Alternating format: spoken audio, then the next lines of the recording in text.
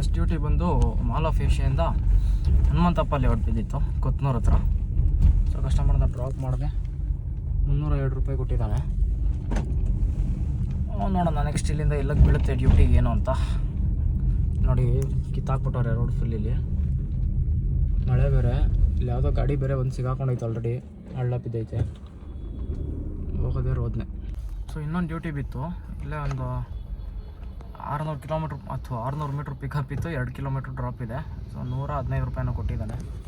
ಹೋಗ್ತಾಯಿದ್ದೀನಿ ಕಸ್ಟಮರ್ನ ಪಿಕ್ ಮಾಡೋಕ್ಕೆ. ಟ್ರಾಫಿಕ್ ಅಂತೂ ಹೆವಿ ಐತೆ ಕೊತ್ನೂರಲ್ಲೆಲ್ಲ ಇತ್ತು. ಸೊ ಬನ್ನಿ ಇವ್ರನ್ನೂ ಪಿಕ್ ಮಾಡಿ ಡ್ರಾಪ್ ಮಾಡಿ ಇಲ್ಲೇ ವಾಪಸ್ಸೇ ಡ್ರಾಪ್ ಇರೋದು ಆ್ಯಕ್ಚುಲಿ. ಅಲ್ಲಿಂದ ನೆಕ್ಸ್ಟ್ ಮತ್ತೆ ಎಲ್ಲಕ್ಕೆ ಬೀಳುತ್ತೆ ಅಂತ.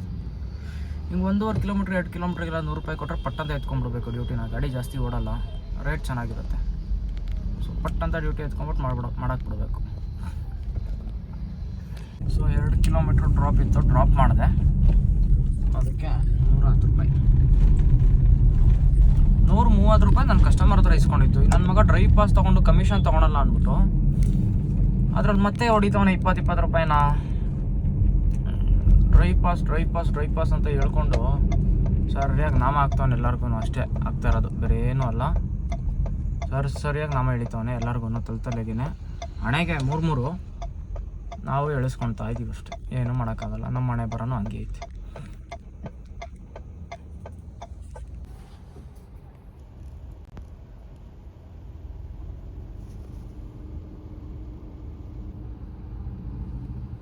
ಕತ್ನೂರಿಂದ ನ್ಯೂ ಬಿ ಎಲ್ ರೋಡ್ ಒಂದು ಡ್ಯೂಟಿ ಒಪ್ಕೊಂಡಿದ್ದೆ. ಆಲ್ಮೋಸ್ಟ್ 15 ಕಿಲೋಮೀಟ್ರ್ ಇತ್ತು ಡ್ಯೂಟಿ. ಅದು ನಾನು ಒಪ್ಕೊಂಡಾಗ 6:30-7 ಗಂಟೆ ಇರ್ಬೋದೇನೋ ಮೋಸ್ಟ್ಲಿ ಟೈಮು. ಎಕ್ಸಾಕ್ಟಾಗಿ ಟೈಮ್ ನೋಡಿಲ್ಲ. ಇವಾಗ ಟೈಮ್ 8:45. ನಾಗವಾರ ಮಾತ್ರ ನಿಜವಾಗ್ಲೂ ಮಾನ್ಯತಾ ಟೆಂಪರ್ ಫ್ಲೈಓವರ್ ಮೇಲೆ ಹೆವಿಯಾಗಿ ಜಾಮ್ ಆಗಿರೋದು ಅಂದ್ಕೊಳ್ಳಿ. ಅದು ಮತ್ತು ತನಿಸಂದ್ರ ಒಳಗಡೆ ನಾರಾಯಣಪುರ ರೋಡು ಅದೆಲ್ಲ ಸಿಕ್ಕಾಪಟ್ಟೆ ಜಾಮ್ ಆಗೋಗಿತ್ತು. ಗಾಡಿಗಳು ನಿಂತ್ಕೊಂಡಿದ್ದಂಗೆ ಹಂಗಂಗೆ ನಿಂತ್ಕೊಂಡಿದ್ವು. ಆ ಫ್ಲೈಓವರ್ ಇಳಿದ್ಮೇಲೆ ಒಂದು ಸ್ವಲ್ಪ ಮೂಮೆಂಟ್ ಬಂದಿದ್ದು ಗಾಡಿ ಮಾನ್ಯತಾ ಟೆಕ್ ಪಾರ್ಕ್ ಹತ್ರ. ಅಲ್ಲಿ ತನಕ ಮೂಮೆಂಟೇ ಇರಲಿಲ್ಲ. ಆಲ್ಮೋಸ್ಟ್ ಒಂದು 1/4 ಗಂಟೆ ಮೇಲೆ ಮಾನ್ಯತಾ ಟೆಕ್ ಪಾರ್ಕ್ ಫ್ಲೈಓವರ್ ಮೇಲೇ ನಿಂತ್ಕೊಂಡಿದ್ದು. ಸೊ ಇವಾಗ ಇನ್ನೊಂದು ಡ್ಯೂಟಿ ಸಿಕ್ಕಿದೆ ಯಶವಂತಪುರ ರೈಲ್ವೆ ಸ್ಟೇಷನಿಂದ Yelahanka new town drop. So ಹೋಗ್ತಾ ಇದ್ದೀನಿ ಕಸ್ಟಮರ್ ಪ್ಲೇಸ್ಗೆ. ಇಲ್ಲಿಂದ ಆ್ಯಕ್ಚುಲಿ ರಾಮಯ್ಯ ಹಾಸ್ಪಿಟ್ಲ್ ಮುಂದ್ಗಡೆ ಅದು ಕ್ರಯನ್ಸ್ ಅಂತೇನೋ ಪಬ್ಬಿದೆ. ಸೊ ಅಲ್ಲಿಗೆ ಬಿದ್ದಿದ್ದು ಡ್ರಾಪು. ಅದಾಯಿತು, ಇವಾಗ ಪಿಕ್ ಮಾಡಿದ್ದೀನಿ ನೋಡಿ. ಯಶವಂತಪುರ ರೈಲ್ವೆ ಸ್ಟೇಷನ್ ಹೋಗ್ತಾ ಇದ್ದೀನಿ. 3.4 ಕಿಲೋಮೀಟರ್ ಇತ್ತು. ಸೊ ಅಲ್ಲಿಂದ ಕಸ್ಟಮರ್ ಫೋನ್ ಮಾಡಿದರು, ಸರ್ ಬರ್ತಾಯಿದ್ದೀನಿ ಅಂತಂದೆ. ಓಕೆ ವೇಟ್ ಮಾಡ್ತೀನಿ ಅಂದರು ಅವರು. ಸೊ ಹೋಗ್ತಾಯಿದ್ದೀನಿ ಇವಾಗ. 10 ನಿಮಿಷ ತೋರಿಸ್ತಾ ಇದೆ 2.8 ಕಿಲೋಮೀಟರ್ಸ್ಗೆ. ಸೊ ನೋಡೋಣ ಹೆಂಗೆ ಅಂತ. ಇವಾಗ ಹೋಗಿ ಅವ್ರನ್ನ ಕಸ್ಟಮರ್ನ ಪಿಕ್ ಮಾಡಿಕೊಂಡು ಮತ್ತೆ ಯಲಹಂಕ ಡ್ರಾಪ್ ಮಾಡಿಬಿಟ್ಟು ಸಿಗ್ತೀನಿ ನಿಮಗೆ. ಟೈಮ್ ಆಲ್ರೆಡಿ 8:45 ಆಗಿದೆ. ನೋಡೋಣ ನೆಕ್ಸ್ಟ್ ಮತ್ತೆ ಎಲ್ಲೆಲ್ಲಿಗೆ ಬೀಳುತ್ತೆ ಏನು ಅಂತ.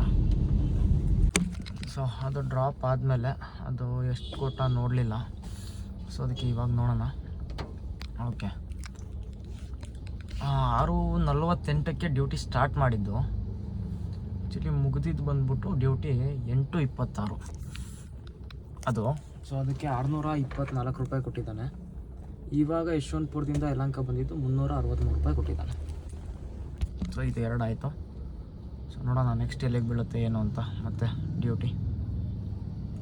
ಸೊ ಡ್ರಾಪ್ ಆದಮೇಲೆ ಅನಂತಪುರ ನಾಗೇನಹಳ್ಳಿ ಗೇಟಿಗೆ ಒಂದು ಡ್ರಾಪ್ ಕೊಟ್ಟ ಪುಟ್ಟನಹಳ್ಳಿಯಿಂದ. ಸೊ ಅದನ್ನು ಡ್ರಾಪ್ ಮಾಡಿದೆ. ಅದು ಡ್ರಾಪ್ ಮಾಡಿ ಆಲ್ಮೋಸ್ಟ್ 3/4 ಗಂಟೆ ಮೇಲೆ ಆಯಿತು. ಯಾವುದೂ ಡ್ಯೂಟಿ ಬಿದ್ದಿಲ್ಲ. 115 ರೂಪಾಯಿ ಕೊಟ್ಟಿದ್ದಾನೆ ಅದಕ್ಕೆ. ಯಾವುದೋ ಟ್ರಿಪ್ ರೈಡರ್ ತೋರಿಸ್ತೈತೆ. Doddaballapur main road Jarakabande Kaval. ನೋಡೋಣ ಪಿಕ್ ಮಾಡಿ. ಅಯ್ಯೋ ಮನೆ ಕಡೆ ಬಿದ್ದಿತ್ತು, ಹೋಯ್ತು. ನೋಡೋಣ ಮತ್ತೆ ಕೊಟ್ಟರೆ ಎತ್ಕೊಂಬಿಡೋಣ. ಸೊ 115 ರೂಪಾಯಿ ಕೊಟ್ಟಿದ್ದಾನೆ ಅದಕ್ಕೆ. ಕೊಟ್ಟೆ ಬಿಟ್ಟ ಡ್ಯೂಟಿನ. ವಾಪಸ್ ಹೋಗ್ಬೇಕು. ಯೂಟರ್ನ್ ನೋಡೋದು. ದೊಡ್ಡಬಳ್ಳಾಪುರ ಮೇನ್ ರೋಡ್ ಅಂತೆ, ಮನೆ ಕಡೆನೇ ಇರಬೇಕು ಮೋಸ್ಟ್ಲಿ. ಅದು ಎತ್ಕೊಂಡು ಪಾಸ್ ಆಗ್ಬಿಡೋಣ. ಟೈಮ್ ಆಲ್ರೆಡಿ 10:50 ಆಗಿದೆ ನೋಡಿ. ಹೋಗ್ತಾಯಿದ್ದೀನಿ ಲೊಕೇಶನ್ಗೆ. 4 ಕಿಲೋಮೀಟ್ರ್ ಇದೆ. ಇನ್ನೇನು ಮನೆ ಕಡೆನೇ ಅಲ್ಲ. ಸೊ ಸೊ ಹೋಗೋಣ ಅಂತ ಪಿಕ್ ಮಾಡಿದ್ದು. ಬನ್ನಿ ಮಾಡೋಣ ಅಂತ ಹೋಗ್ತಾ ಇದ್ದೀನಿ. ಇಷ್ಟೊತ್ತು ಕ್ಯಾಬೇ ಸಿಗಲ್ಲ ಈ ನನ್ನ ಮಕ್ಕಳಿಗೆ, ಆದರೂ ಕ್ಯಾನ್ಸಲ್ ಮಾಡೋಣ ಡ್ಯೂಟಿನ. ನೋಡಿ ಏನು ಮಾಡೋಣ, ಆ ಮೂಲೆಯಿಂದ ಅದು ಯಾರು ಕ್ಯಾಬ್ ಕೊಡ್ತಾರೆ ನನಗೆ ಅಂತ ಗೊತ್ತಿಲ್ಲ.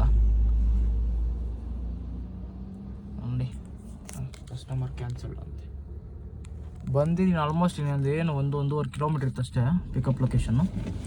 ಇವಾಗ ಕ್ಯಾನ್ಸಲ್ ಮಾಡೋಣ. ನೋಡೋಣ, ಇಲ್ಲ CRPF ಹತ್ರ ಹಾಕ್ಕೊಂಡಿದ್ದೀನಿ ಗಾಡಿನ.